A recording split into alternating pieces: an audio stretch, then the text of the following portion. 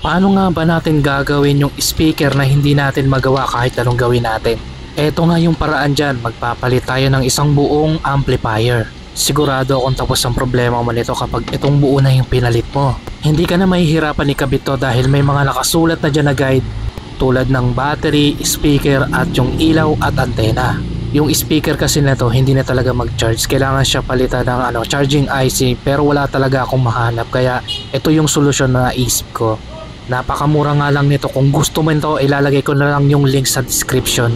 At eto nga pala yung mga kasama niyang wire kapag bibili ka ng ampli. Dahil may wire na nga tong nabili natin na amplifier ay itatap na lang natin yan mismo sa mga wire din ng speaker natin. So make sure lang na tama yung pagkakabit natin. So kung makikita nyo buhay yung ating nabili at gumagana, ngayon ija-jumper ko na po siya sa loob.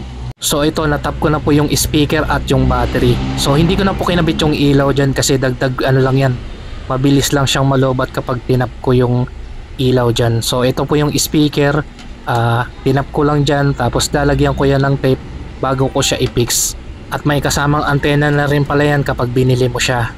Ito nga pala yung tinanggal natin na ampli kasi sira na po yan. So ito na po yung bago, subukan natin kung gagana ba. Napakalakas nito mga idol.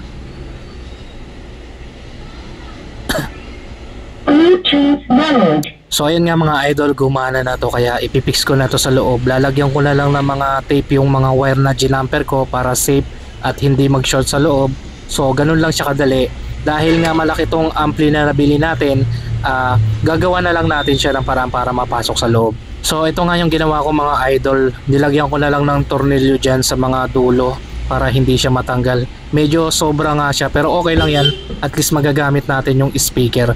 So itong ampling luma ay itatabi ko na lang kasi pwede pang makuhaan ng pyesa yan. So mga idol, kung gusto mo makabili nito, ilalagay ko na lang yung link sa description para mabili mo. Kung nakatulong sa iyo yung video na to, pakisubscribe na lang ako mga idol. Salamat.